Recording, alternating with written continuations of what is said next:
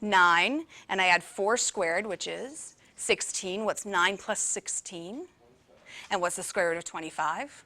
It's 5. So this is a squared plus b squared equals c squared. They're all whole numbers. That's one of the famous Pythagorean triples. Another famous one is 6, 8. Guess. 10. It is 6, 8, 10. Third one that comes up a lot is 5, 12. Guess.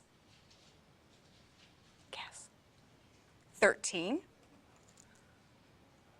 And the last one that comes up a lot is 7, 24. Guess. Just guess. 25. There are infinite Pythagorean triples, and someone's job somewhere in some university is to research Pythagorean triples. Are they infinite? Are there bigger and bigger ones? We don't know, right? What this allows you to do is if you memorize the triples, you don't need to do a squared plus b squared plus c squared. If you have 3 and 5, for example, you know the other side is 4. If you have 3 and 4, you know the other side is 5. If you have 7 and 25, you know the other side is 24. So it's just saving you some work. If you don't want to memorize them and want to do the calculation on the side, there's nothing wrong with that. It's just this is a much harder calculation without a calculator more than it is memorizing what those numbers are. So these are the ones that can come up on the non-calculator section. So if we look here, this time we're not going to do any work because we know we've got 3 and 5. What does the adjacent have to be? It has to be 4 because that's one of our Pythagorean triples. So the point of the triples is just to cut down on the amount of work you have to do. Now we need to take into account the quadrant. It's in quadrant 2, so is the cos positive or is the cos negative? It's going to be negative. So what that did on our right-hand side here, where we're eventually going to actually answer the question, is we now have the cos of alpha. So we have now found cos of alpha because it wasn't given. The last one I need to find is the sine of beta.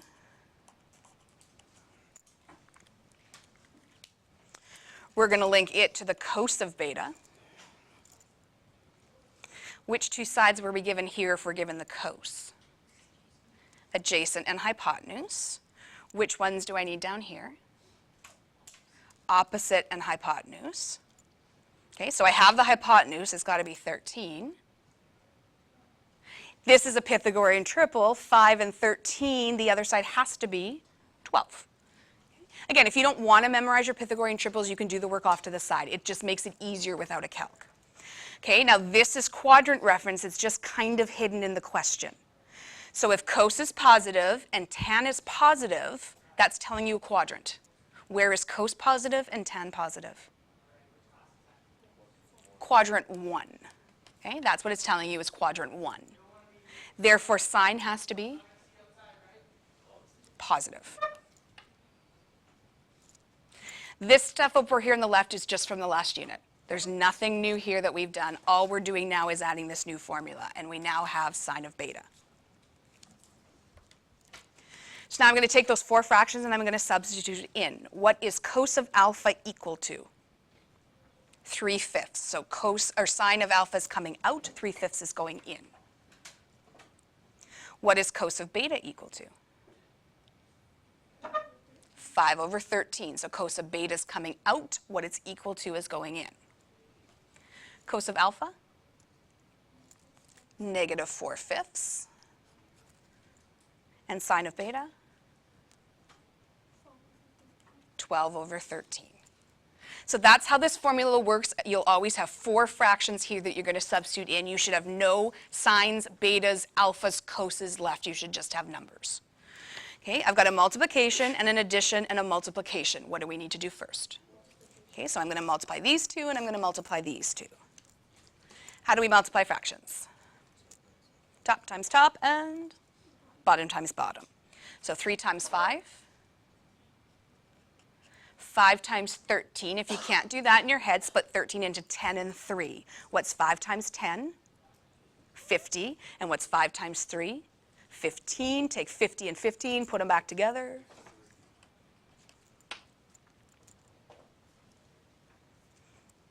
The second multiplication, I've got -4 times 12. -48. 5 times 13? 65. And that's the beauty of this formula, is you'll always have the same denominator, because these will always typically be the same. I shouldn't say always. Most of the time they'll be the same. So we've already got common denominator. We just need to smush the tops together.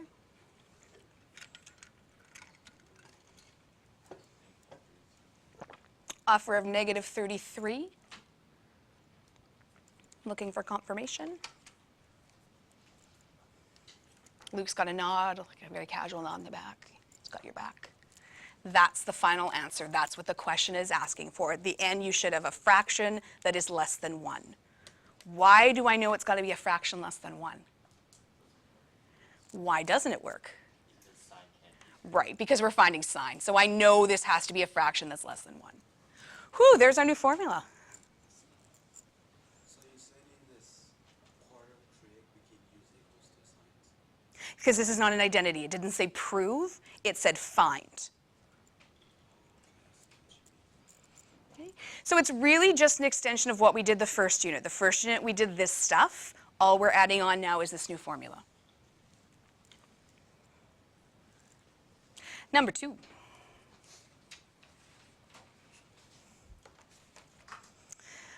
I want you to highlight or circle exact value. We've talked before. What does an exact value mean?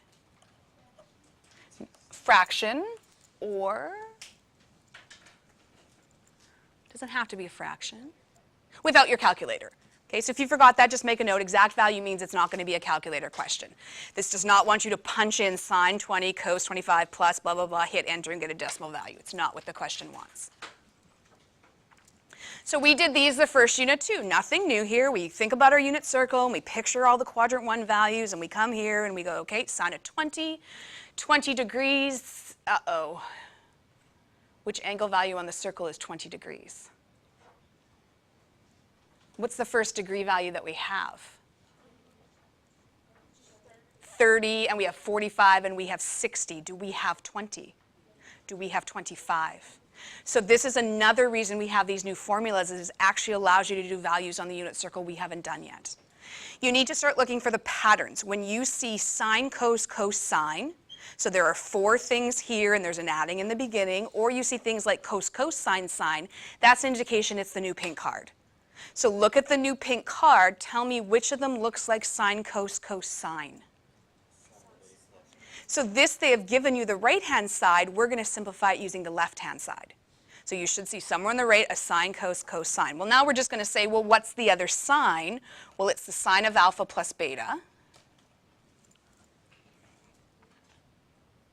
So just going to repeat, you know it's these new formulas when it's not unit circle values. So you look at it, you're like, ah, we didn't memorize 20. We didn't memorize 25. That's what the new formulas are for. So not unit circle values tells you it's something going to be on the new card that we have today.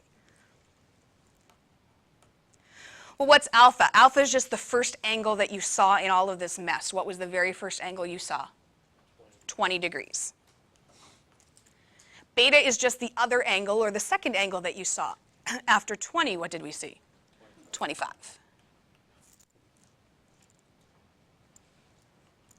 Now I can just simplify in the bracket, so I can't distribute the sign, but I can just add those. What's 20 plus 25? Ooh, we like that. Why do we like that? That's the unit circle value. What's the sine of 45? There you go. End of the question. What is sine of 20 times cos 25 plus cos of 20 plus sine of 25? But can't do any of that without a calculator. Here it is right from the new formula. It's root 2 on 2. I know. It's like you show that to a non-pre-cal person, they're going to cry.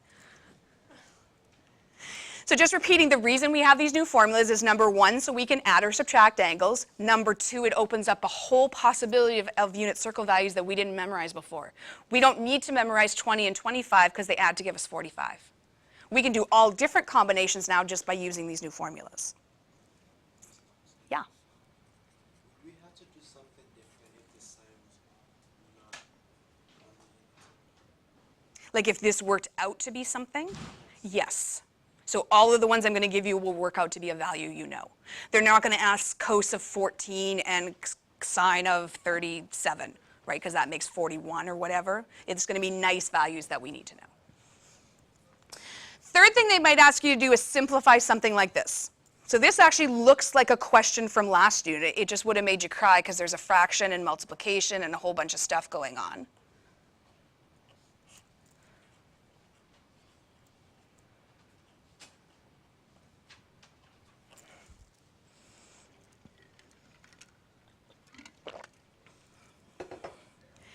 And let's just pause and talk. What does simplify mean?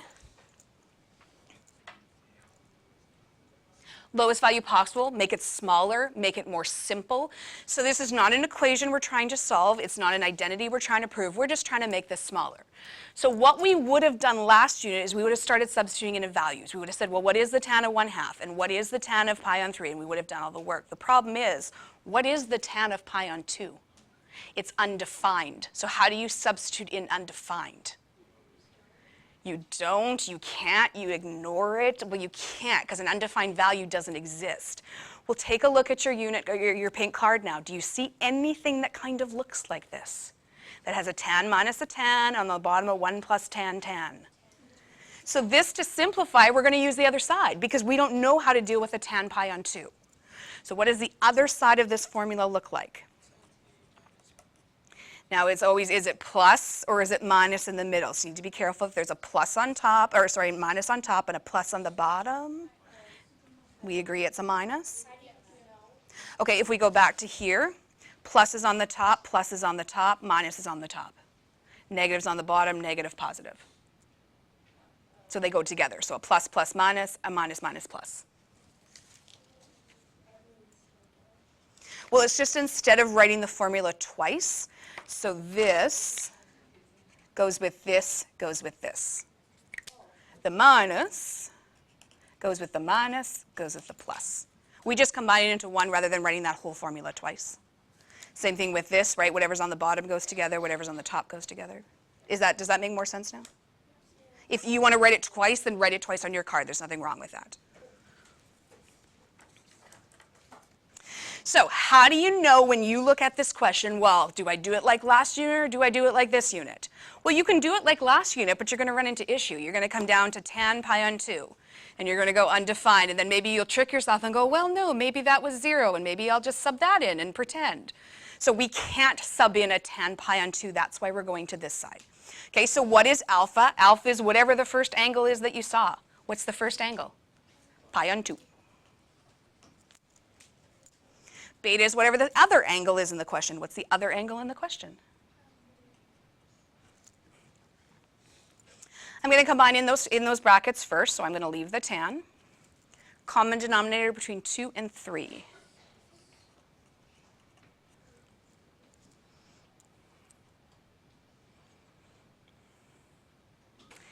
Numerator of the first fraction, offer of 3 pi. Sounds confirmed. Numerator of the second fraction. That sounds confirmed because it was in stereo. Offer of pi over 6 once we've subtracted them.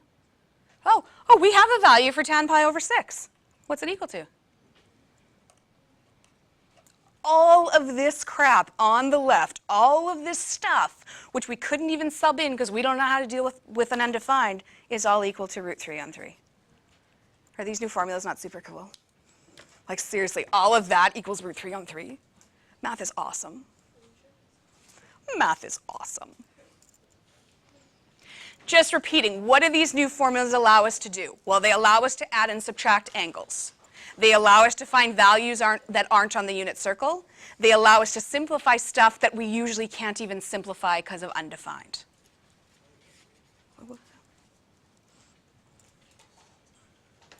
Read example 4, and you're going to highlight the word in the question because it is the key word in the question.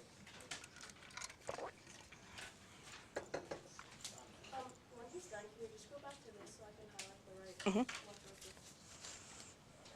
Do you want to just take mine here?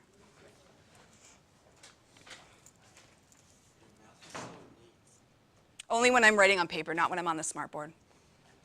And I cannot work without lines. Some mathematicians can work without, I can't. Blank paper just, I'm so left-brained, I can't do it. I'd have to like draw lines on it. If I was a math teacher and I was marking the exams, I would always be forward to you. Because it would be so straightforward. If you want to see neat, I should show you Stephanie's sister's work. I kept a piece of her work from grade 9 because I'd never seen printing so neat. Prove. What does prove mean?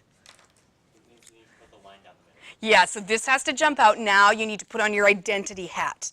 So not your equation solving hat, put that off to the side, put on your identity hat. Think of all those things. What are we allowed to do? What are we not allowed to do? What can we do at the very end that makes Mrs. Thompson really, really happy? Which the other class also refused to do until I played music, just saying. What can we do with identities? So let's go through. What are the things we can do?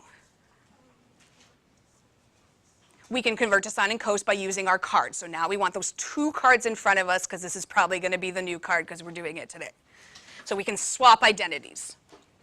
So we now have reciprocal identities, quotient identities, Pythagorean identities, and sum and difference identities. What else are we allowed to do? Work on each side. So if we get stuck, we can move to the other side. And the very last thing that we have to do? Dance of joy. You start thinking about that in your head. What can we not do? Well, we can't move from side to side. We can't cross multiply. We can't multiply each side by something. We can't graph. We can't sub in values. I have a question. Sure. The sub we had, Mhm. you know how you said we can move stuff over? She said it really doesn't matter. It's just the signs that change. And as long as you remember to change the signs back, then you're good. I want to see the example where she said that later. Okay, remember I put the video on Edmodo yesterday, me teaching those examples if you want to watch me. Who doesn't want to watch me? Come on.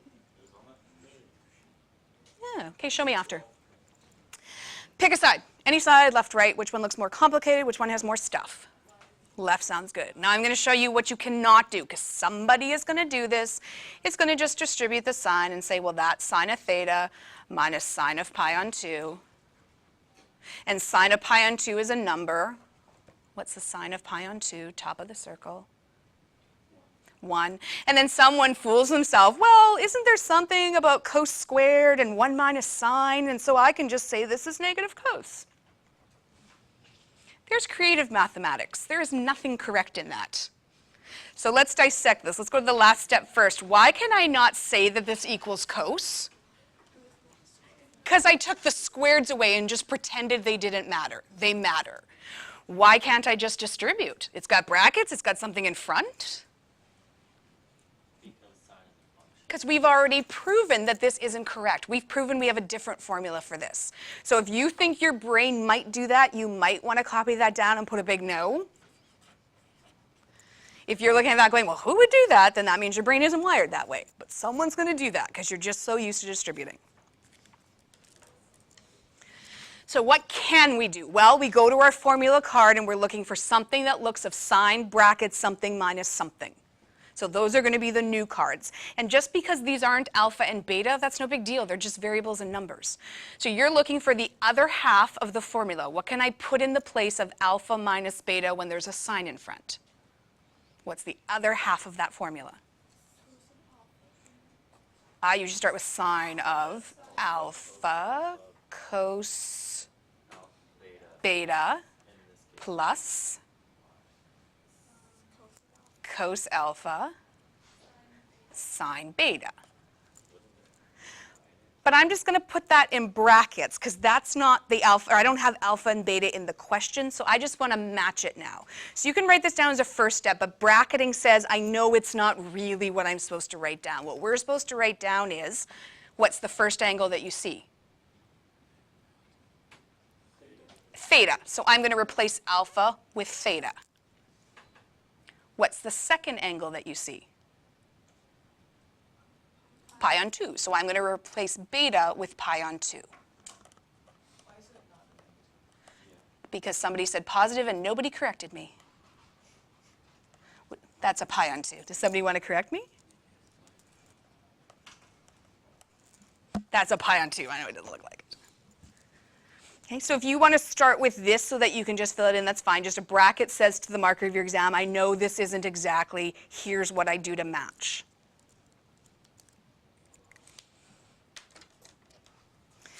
This is a number, and this is a number. So I can't do anything with the sine theta. I'm going to leave it for now. But I can put in the cos of pi on 2. So top of the circle, cos value, 0. I can't do anything with cos of theta, because it's not a number, but I can do something with sine of pi on 2, 1. And now I have two multiplications and I have a subtraction. Which am I going to do first? So I'm going to multiply these two and I'm going to multiply these two, just like we did in all the other examples. So a sine times 0? Yeah, we like that. That makes it easier. Negative cos times 1. What's 0 minus cos theta?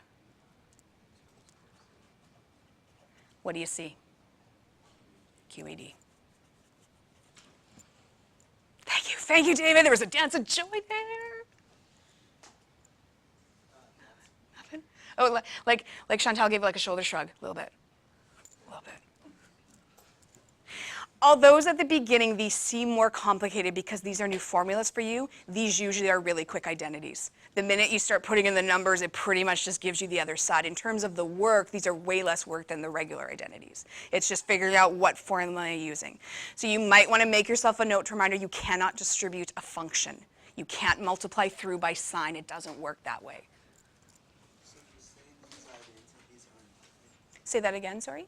These identities? In terms of work, right, I had 3 lines of work, really, because I wouldn't have needed this one, I wouldn't have needed that one. When you look at some of the ones we've done recently that were a page long or 3/4 of a page long,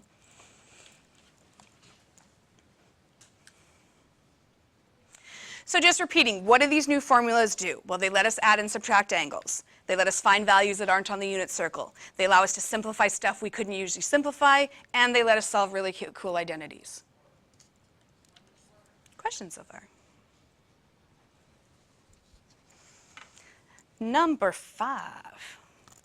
Hello, Mr. JR. So, go ahead.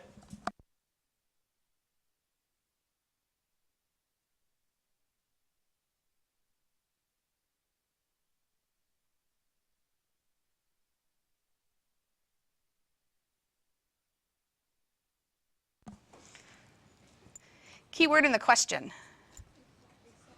Okay, what does that mean? No calc.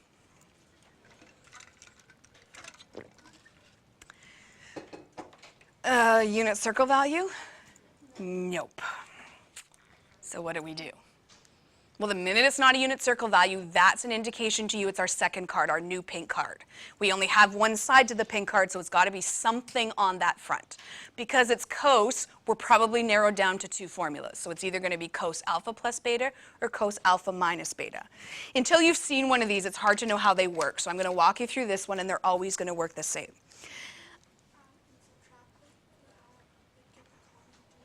That's exactly what I'm about to do. For a second, I'm just going to ignore that pi, and I just want to look at the fraction 1/12. And what I'm going to do is unsimplify this. So I'm going to go back to the 2 fractions we would have had, and it probably would have been a subtraction. Why do I say it probably would have been a subtraction? So how do I know I probably didn't add 2 numbers to get 1/12? Because it's 1. So I couldn't add anything except a negative number. I can put whatever I want here. I could say 12 minus 11 gave me 1. I could say 11 minus 10 gave me 1. I could say 9 minus 8. I could say 6 minus 5. I could say 4 minus 3. I could say 2 minus 1. I can pick any numbers I want, but some numbers are going to be better than others. Most likely this came from the fractions 3 and 4. Why do I say that? Because the common denominator is 12. So don't write this down, but just follow what I'm doing. If I put 11 and 10, can I reduce 11 on 12 to 3? So then 11 is not a good choice to pick. What if I put 10 and 9? Can I reduce 10 on 12 down to something on 3? Or something on 4, because I don't know which one came where? No. Well, what if I use 9 and 8? Those are really good numbers to pick because they're both divisible by factors of 12. Could I use 7 and 6? Would 7 be a good choice? No, because I can't reduce 7 on 12. Would 5 be a good pick? No, because I can't reduce 5 on 12. So numbers you want to pick are 9, 8, 6, 4, 3, 2, because they're good numbers that divide by 12. So you can put whatever numbers you want here. I could choose 9 and 8 because it equals 1. I could choose 4 and 3 because it equals 1. It will all give you the same answer in the end. What we're just doing here is figuring out what did I use originally to get 1 on 12. So let's stick with 9 and 8. So let's reduce 9 over 12. So what can we reduce them both by? What can I reduce each of these by? 3. Okay, so divide 9 by 3. This is not a trick question. We should all know 9 divided by 3. And what's 12 divided by 3? 4. And let's use 8 and 12 over here and reduce those. Again, not a trick question. 2 and 3. And I would have kept the subtraction. So if this was originally pi on 12, this means this would have been 9 pi and 8 pi, which means this would have been 3 pi and 2 pi. All I have done is go backwards. If this was the answer, what was the question? And this is going to be my alpha plus beta. So I'm going to repeat all of that. We're looking for 1. You can use any combination that gives you 12 to give you 1. I could use 11 and 10. I could use 10 and 9. I could use 9 and 8. I could use 7 and 6. I could use 6 and 5, 5 and 4, 4 and 3, 2 and 1. Which one of these are not good choices? Well, 11 and 10 is not a good choice. Why? Can't reduce 11 on 12. What else could I not reduce out of this list? 7 and 6 is not going to be a good choice. 10 and 9 is not going to be a good choice. 5 and 4 can't reduce 5, which means I can't do that 5. There's still another not good choice. 2 and 1 because I can't reduce 1 on 12. So I chose to use 9 and 8. You could choose to use 4 and 3, and it will give you the same answer when we're about to finish the question. All you need to do is find out what were the two fractions I started with that combined to give me this. I'm going to pause there. Questions? We're going to do another one like these in the next example. So if you're kind of like, that's okay. What this allows me to do is come over here and I can say, well, I know the cos of a pi on 12 had to have been the cos of 3 pi on 4 minus 2 pi on 3. Because I just proved that if I were to simplify 3 pi on 4 minus 2 pi on 3, it gives me pi on 12. Well, this is an alpha plus beta. So what's the other side of a cos alpha minus beta question? Cos alpha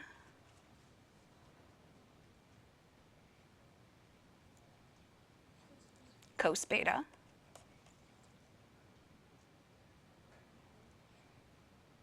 I hear like mumbo mumbo, like nothing really clear. Sine alpha, sine beta.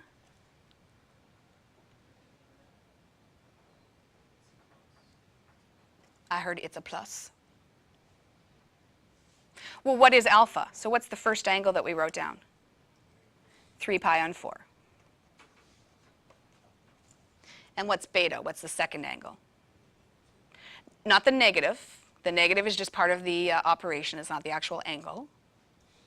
2 pi on 3. And filling the same thing in on the other side, I get sine of 3 pi on 4, sine of 2 pi on 3. And I feel like there's some blank stares out there, so I'm just going to pause, let you process that.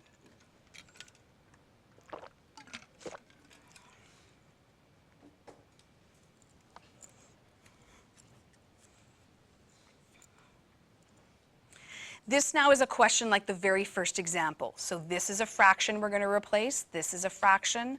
This is a fraction. This is a fraction. 4 numbers we're going to replace, then we're going to multiply them and simplify. Okay, cos of the pi on 4 family. Root 2 on 2. 3 pi on 4 is what quadrant? 2, so cos is negative. Cos of the pi on 3 family. 1/2. 2 pi on 3 is in quadrant 2, so cos is negative. Sine of the pi on 4 family. Root 2 on 2. 3 pi on 4 is in quadrant 2, so sine is. And usually we don't write it, but I just want to write it so when you look back, you see that we thought about whether it was positive or negative. Sine of the pi on 3 family, root 3 on 2. 2 pi on 3 is in quadrant 2, so sine is positive. So we did exactly what we did in the first example, just we did it from the unit circle. 2 multiplications and an addition. What am I going to do first? The multiplication. So top times top, bottom times bottom. Negative root 3 times negative 1, or negative root 2 times negative 1. Root 2. 3 times 2.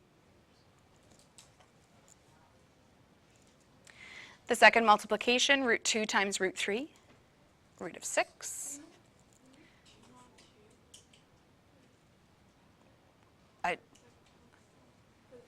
Sorry, was it 2? Why didn't you fix it? There, that's better, root 2 on 4. Okay, second fraction, root 3 times root 2 is root 6, 2 times 2 on the bottom.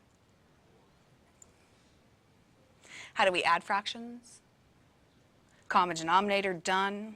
What do we do with the tops? Smush them together. And here's why we didn't memorize the pi on 12 family, because there's the cos value. The first coordinate of the pi on 12 family is root 2 plus root 6 divided by 4. Whew. Thoughts, questions, comments? We're gonna let us work to the end with that wrong value. I feel we should pause there, give you some time to think about it during period 2, and then we'll come back and do 6 and 7. Thoughts?